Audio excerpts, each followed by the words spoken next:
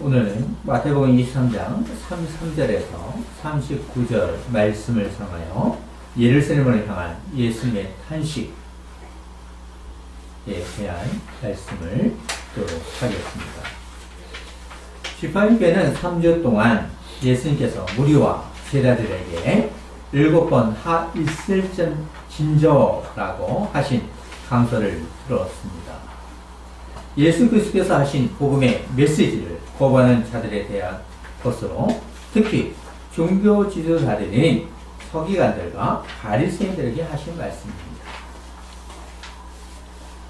하나님 나라를 거부하고 자신들을 위한 말과 행동의 위선자들은 지옥 자식으로 심판받을 수밖에 없는 것입니다. 이와 반대로 하나님 나라가 무엇인가를 산상수훈을 통해서 알려주신 예수님은 복이 있나니라고 하셨습니다. 자, 그 복이 있나니의 그 내용이 무엇입니까? 심령이 가난한 자, 천국이 누구의 것입니까? 바로 나 아니겠습니까? 애통한 자는 바로 위로함을 얻습니다. 이 애통에 대해서 기도해 본 사람은 알 것입니다.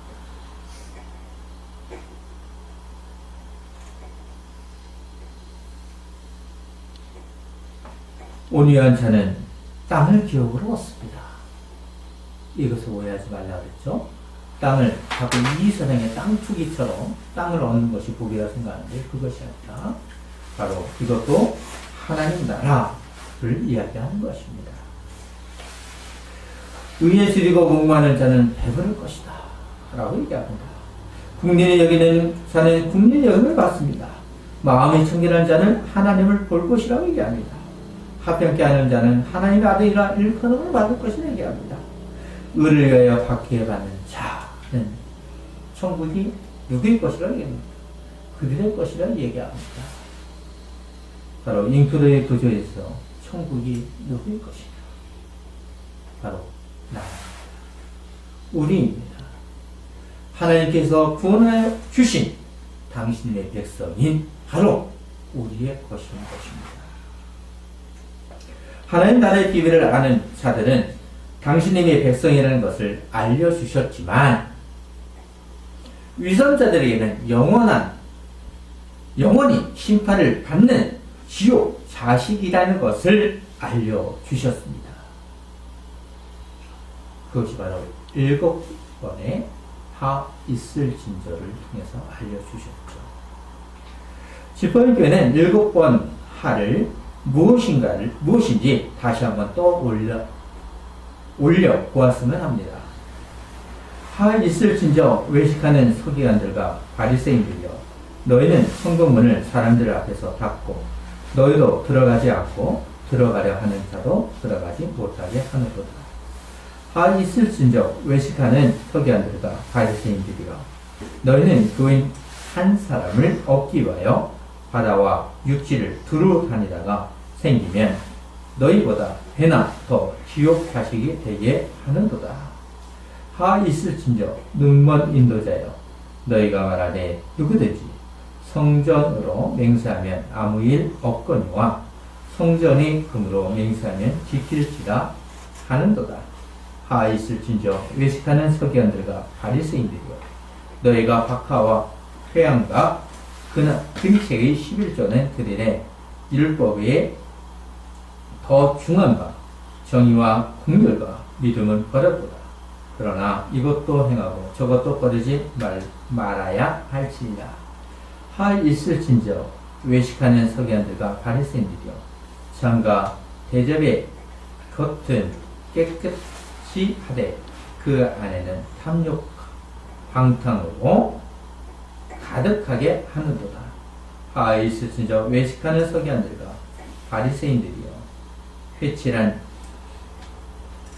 무덤 같으니 겉으로는 아름답게 보이나 그 안에는 죽은 사람의 뼈와 모든 더러운 것이 가득하도다. 하 있을진저 외식하는 서기관들과 바리새인들이여, 너희는 선지자들의 무덤을 만들고 의인의 비석을 꾸미며 이르되 만일 우리가 조상 때에 있었더라면 우리는 그들이 선지자의 피를 흘리는 데 참여하지 아니하였으리라고 하셨습니다. 바로 이것이 하 있으신저 7번에 걸쳐서 하신 말씀입니다. 저는 이 말씀을 통해서 돌이킬 수 있는 회개의 말씀을 하여 주신 것을 믿습니다. 이 말씀은 세상의 사람이든 교회 안에서 신앙생활하든 성도이든 누구든지 말씀을 들어야 합니다. 이 말씀을 듣지 아니하면 천국문에 가까운 것 같지만 닫게 하는 자입니다. 자신만 닫게 하면 얼마나 좋겠습니까? 자신만 닫는 것이 아니라 다른 사람들까지 지옥 자식이 되게 하는 것입니다. 오늘은 하나님께서 주시는 풍성한 말씀의 강서를 통하여 믿음과 소망 그리고 사랑의 기쁨의 은혜가 넘치기를 소망합니다. 저번 주 말씀에서 하 있을진저를 생각하면 종교 지도자들은 사람에게 보이기 위해서 열심과 열정이 있었습니다. 외적으로는 깨끗한 장가 대접이었지만 속으로는 탐욕과 방탕이 가득했습니다. 외적으로 보이는 것은 깨끗하게 하지만 속 안의 마음은 물질 등의 강한 욕심과 절제할 줄 모르는 욕심이 많은 것을 예수님께서는 탐심과 방탕이라고 하시는 것입니다. 지팡이교회는 참된 그리스도인이십니까? 산상수훈은 겉과 속이 모두 하나님을 향한 것인 것입니다. 하나님이 내 안에 있다면 겉으로도 하나님이 내 안에 있다는 것이 겉으로 드러내야 되는 것입니다. 반대로 한 있을진저는 하나님을 위한 것이라고 하지만 자신을 위한 위선자인 것입니다. 바로 예수님께서 서기관들과 바리새인들에게 하신 말씀에 잘 나타나 있지 않습니까?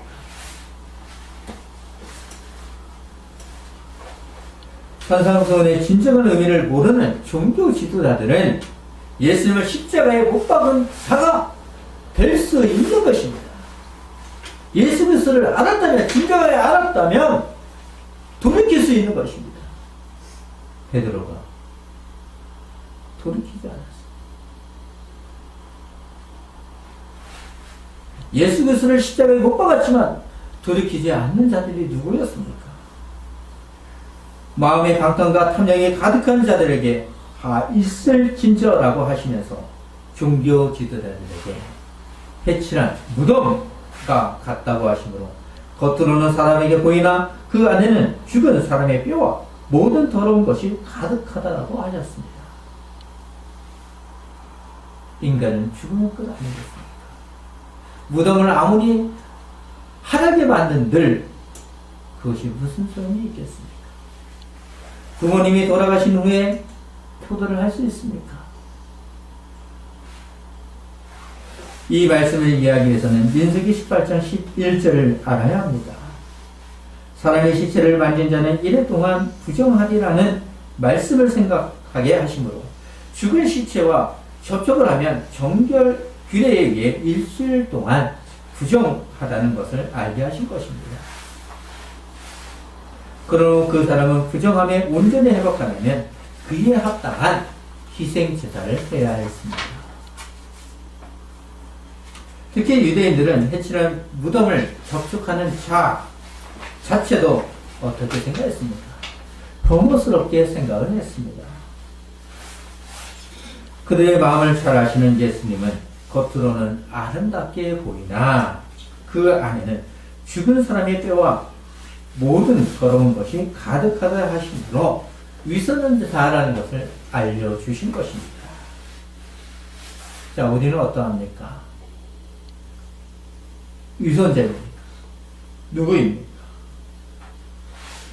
해치는 무덤을 통하여 정결한 그 규례를 잘 지키도록 하면서도 겉으로는 사람에게 옳게 보이되 안으로는 외식과 불법이 가득하다라고 하셨습니다.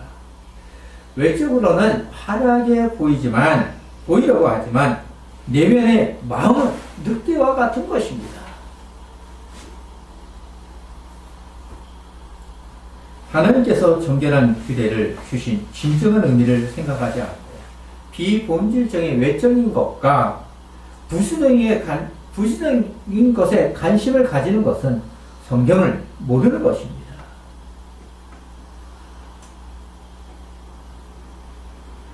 예수님은 마지막 7번째로 하 있을진저라고 하셨습니다. 종교 지도자들이 서기관들과 바리새인들은 무엇을 만들기 좋아했습니까? 종교 지도자들은 무엇을 만들기를 좋아했습니까? 선지자들의 무덤을 만들고 의인의 비석을 꾸미는 것입니다. 이렇게 한 이유는 무덤을 잘 만들어서 자신들이 선지자들의 의인에 계시다는 것을 인정받고자 하는 것입니다. 어떤 종교개혁자는 자신의 무덤 오해를 할까 자신의 시신까지 아무도 모르게 묻으라고 했습니다.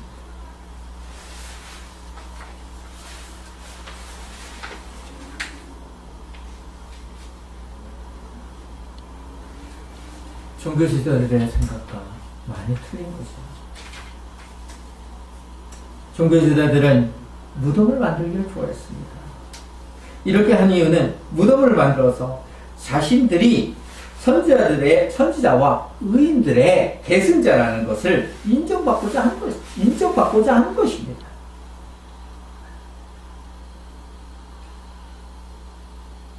과연 그들은 선지자들과 의인들의 참된 정신을 이어받은 계승자였습니까?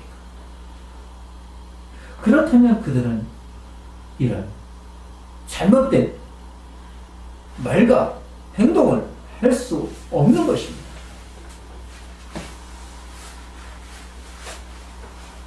오늘날과 생각하면 참으로 비교가 많이 되죠. 저번 주와 이번 주를 말씀을 생각하면 내면적으로 많이 치밀어 오르지만 많이 참으면서 감사를 하고 있는 중에 있습니다. 과연 그들은 계승자입니까? 그러면서 부와 권력을 누리고자 하는 자들입니다. 그들의 마음을 아시는 예수님은 32절에서 그러면 너희가 선지자를 죽인 자의 자손임을 스스로 증명함이로다 라고 하셨습니다. 선지자들과 의인을 이용하여 자신을 유익을 취하는 것은 위선자입니다. 열심과 열정으로 신앙생활을 하지만 하나님 나라의 문을 닫는 것이고 들어가지 못하게 하는 것입니다. 그들에게 예수님께서는 하 있을진저라고 하시므로 더욱 고난과 죽음이 다가오고 있는 것입니다. 이미 예수님은 제자들의 신앙 고백을 확인하신 후 예루살렘으로 가시는 것은 고난과 죽음 그리고 부활이라고 하셨던 것을 이루시고 있는 것입니다. 우리의 삶 속에서도 하나님 나라에 가는 길은 고난과 죽음의 길입니다. 우리는 언젠가 죽습니다. 누구나 사망을 합니다. 그 사망의 뒤에는 우리가 신앙 고백하는 것처럼 몸의 부활을 믿는다고 하지 않습니까? 바로 부활이 있는 것입니다.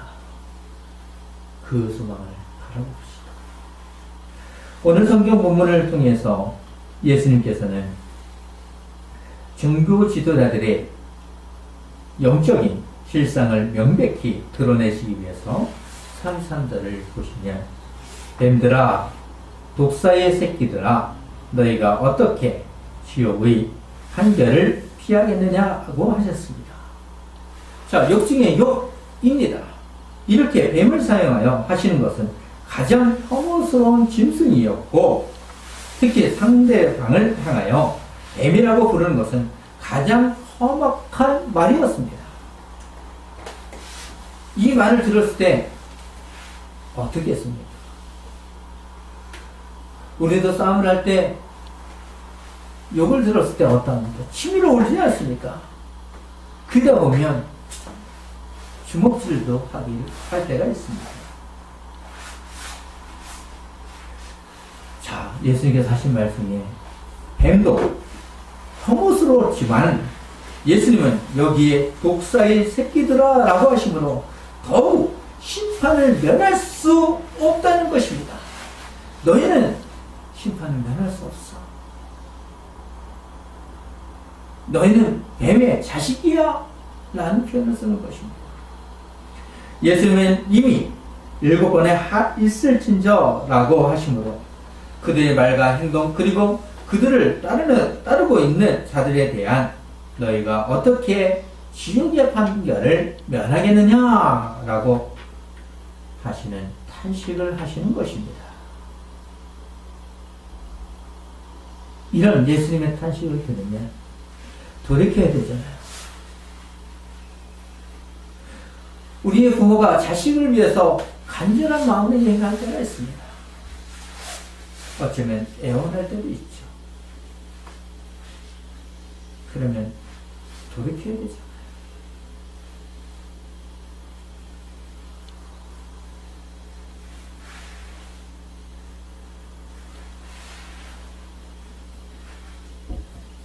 세상의 배교와 타락을 하는 가운데서도 3, 4절을 보시면 그러므로 내가 너에게 선지자들과 지혜 있는 자들과 서기관들을 보내매 너희가 그 중에서 더러는 죽이거나 십자가에 못 박고 그 중에서 더러는 너희 해당에서 채찍질하고 이 동네에서 저 동네로 다니며 박해하리라고 하시므로 하나님의 메시지가 어느 시대든지 전해졌다는 것입니다. 어느 시대가 되었다. 그런데도 그들은 해치는 무덤을 만들기를 좋아했습니다. 선지자가 의했는데 후손 자식이라고 하면서도 어떻게 한 자들입니까? 예수 그리스도를 칙칙질하고 십자가에 죽인 자들이 아니겠습니까? 그러면서도 선지자들과 의인이라고 하는 것은 독사의 새끼들이라는 말을 들어야 되는 것은 당연한 것입니다. 구약과 신약의 시대의 선자들과 지혜 있는 자들과 서기관들은 하나님의 대변자 또는 특사라고 할 수 있습니다. 선자들은 하나님의 말씀을 전하는 자들이었고 지혜 있는 자들은 자문을 가르치는 선생이었고 서기관들은 하나님의 말씀을 잘 해석하는 자들이었습니다. 하나님의 말씀을 잘 전하고 가르치고 해석해야 하지만 그 중에서 하나님의 대변자들을 채찍질하고 박해하기도 하고 죽이기도 했습니다. 자신들의 조상들이라고 했던 것처럼 앞으로 있을 당신님께서 십자가에서 돌아가실 것을 예고하신 것이라고 할 수 있습니다. 또한 예수님의 제자들도 하나님의 나라의 메시지를 위해서 일을 하지만 채찍질 당하고 박해를 받는다는 메시지이기도 합니다. 그렇기 때문에 두려워하지 마십시오.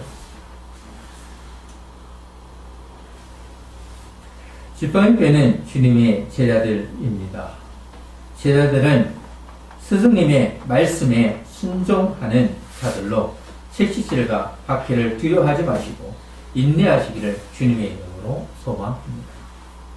더욱 예수님은 있을진저의 말씀을 듣는 제자들과 무리들에게 35절에서 이렇게 말씀하십니다. 그러므로 의인 아벨의 피로부터 성전과 제단 사이에 너희가 죽인 바가랴의 아들 사가랴의 피까지 땅 위에서 흘린 의로운 피가 다 너희에게 돌아가리라고 하셨습니다. 이렇게 말씀하신 이유는 당시 종교 지도자들이 저지른 죄를 잘 알 수 있도록 구약의 범죄와 연결하여 가르치신 것입니다. 자, 의인인 아벨로부터 사가랴로 구약시대의 역사 전체를 이야기하는 것입니다. 순교자들의 인크루드 구조로 첫 순교자, 마지막 죽임을 당한 자를 이야기하는 거죠. 자, 아벨은 구약에서 최초로 살해를 당한 사람이었고, 사가랴는 이스라엘 역사에서 가장 나중에 살해를 당한 사람이었습니다. 두 사람의 시대에 죽임을 당한 모든 사람의 신원을 호소하는 것으로 결국 죄를 범한 자들에 대해 너희에게 돌아가리라고 하시므로 심판이 있을 것을 선언하신 것입니다. 그러나 의인인 아벨과 사가랴 등은 하나의 날을 복을 누리는 자들입니다. 지팡이교회는 아벨과 사가랴처럼 영원한 심판을 당하지 않고 주님이 계시는 곳에서 영원히 복을 누리며 살 것을 믿으면서 신앙생활을 충실히 해야 하는 것은 당연한 것입니다. 우리는 영원한 죽음을 당하지 않습니다. 영원한 죽음이 아닌 부활함으로 바로 영원한 심판을 당하지 않습니다. 얼마나 좋습니까? 고난과 죽음은 우리에게 참된 길을 갈 수 있는 어쩌면 축복인 것입니다. 예수님께서 서기관들과 바리새인들이 위선자라는 것을 지적하고 책망하시면서 심판의 말씀을 하십니다. 그런데 36절을 보시면 미묘한 변화가 진행되고 있다는 것을 생각해 볼 수 있습니다. 내가 진실로 너에게 이르노니 이것이 다 이 세대에 돌아가리라 하시므로 처음에는 종교 지도자들로부터 시작이 되었지만 점점 이스라엘 전체로 더 나아가 온누리로 확대되고 있다는 것입니다. 예수는 엄숙한 언어를 사용하여 내가 진실로 너에게 이르노니 하시므로 제자리가 무리들은 말씀을 들으면서 당신이 예언이 타당하고 진실하다고 확신을 했을 것입니다. 그러면서 예수님께서 하신 이 세대라는 말씀을 들은 자들은 하나님의 심판이 임박했다는, 다가오고 있다는 것을 생각했을 것입니다. 종교 지도자들의 잘못을 지적하고 책망하시고 더욱 이 세대로 확대하심으로 결국 범죄로 인하여 심판을 당할 것을 생각하면 예루살렘을 향하여 탄식하십니다. 자, 모든 것이 어떻게 이루어질 것을 아시는 예수님은 어떻겠습니까? 이 말씀을 통하여 탄식하는 그 소리의 음성이야말로 돌이켜라, 돌이켜라, 돌이켜라는 것입니다. 선지자들의 의인들이 메시지를 들으면서 회개하라, 회개하라 했지만 어떻게 했습니까? 돌로 치고 죽이고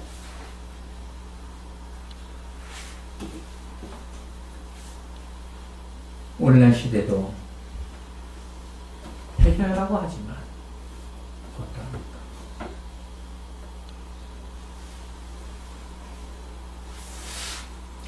어떡합니까? (37절을) 보십시오. 예루살렘아 예루살렘아 선지자들을 죽이고 내게 파송된 자들을 돌로 치는 자여, 암탉이 그 새끼를 날개 아래에 모음같이 내가 내 자네를 모으려 한 일이 몇 번이더냐. 그러나 너희가 원하지 아니하였도다 라고 하시면서 예루살렘아 예루살렘아 부르시면서 탄식을 잘 반응하는 것입니다. 왜 이렇게 탄식을 하시는 것입니까? 이스라엘의 영적인 상태를 다 잘 드러내는 것입니다. 선지자들을 죽이고 파송된 자들을 돌로 죽이고 라고 하시므로 과거, 현재, 미래에도 똑같이 박해했다는 것입니다. 이스라엘의 조상들이 죄악을 드러냈던 것처럼 당시의 사람들도 죄를 드러낸 것으로 영적 무감각으로 역사를 말씀하신 것이고 미래에도 동일하다는 것입니다. 그렇지만 예수님께서는 암탉이 그 새끼를 날개 아래에 모음같이 내가 내 자녀를 모으려 한 일이 몇 번 이러냐라고 하시므로 어미닭이 자신의 새끼를 날개로 보호하듯이 하나님은 늘 언제나 선지자 등을 보내어 안전하게 보호를 했다는 것입니다. 언제나 늘 보호를 하지 않습니다. 그런데 여전히 죄를 범한 자들은 돌아오기를 거부하고 선지자 등을 채찍질하고 박해했다는 것입니다. 너희를 안전하게 자녀를 모으려고 한 일이 많았지만 너희는 원하지 않았다는 것입니다. 오늘날 목회자들이 소리칩니다. 돌이키라고 얘기합니다.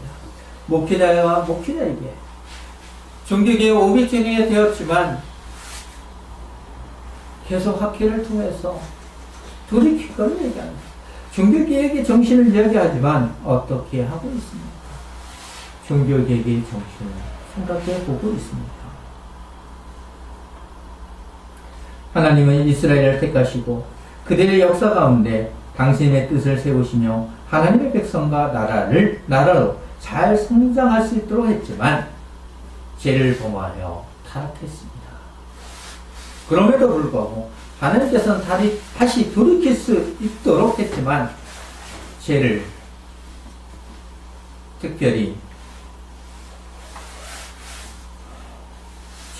그를 범했죠. 또한 돌이킬 수 있는 기회를 주었지만 특별히 당신의 아들이신 예수 그리스도를 보내시기까지 한없는 사랑이었습니다. 돌이킬 수 있는 기회를 위해서 예수님까지 보내주시지 아니했습니까? 이런 특별한 축복과 은혜의 사랑을 받았음에도 이해할 수 없는 것은 메시아이신 예수 그리스도를 배척하고 부인하고 결국 죽였다는 것입니다. 사랑하는 지팡이 교회 성도님, 하나님께서 나를 그리고 가족을 부르시는 기회는 많은 것이 아닙니다.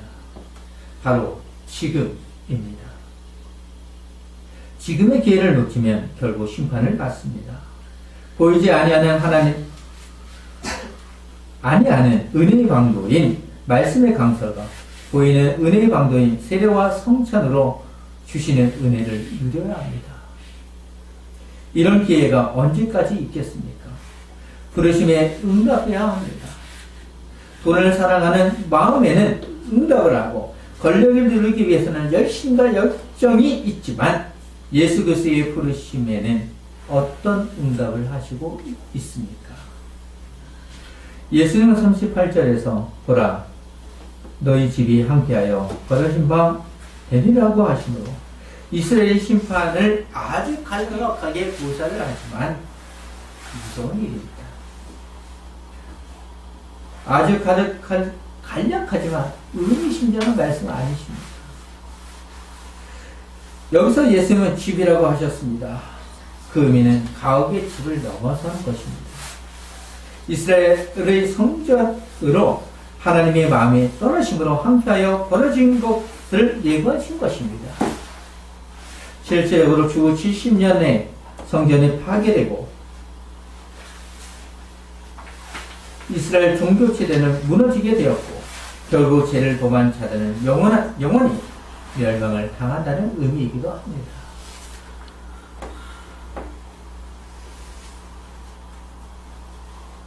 이미 예수님은 마태복음 21장 12절에서 17절에서 성전을 깨끗하게 하시면서 너희는 강도의 소굴로 만드는 도다라고 증명을 하셨습니다. 성전의 주이신 예수님께서 강도의 소굴이 되어버린 그곳에서 떠나심으로 보이는 성전의 의미는 어떻겠습니까? 아무런 소용이 없는 것입니다. 그렇지만 진정한 성전이신 예수 그리스도의 성전의 실제이신 예수님의 오심으로 믿음으로 구원을 얻을 수 있는 것입니다. 우리는 예배당을 통해서 구원을 얻지 않습니다. 눈에 보이는 예루살렘 성전이 아니라 또한 오늘날의 예배당이 아니라 성전의 실체이신 예수 그리스도를 믿음으로 구원을 얻는 것입니다.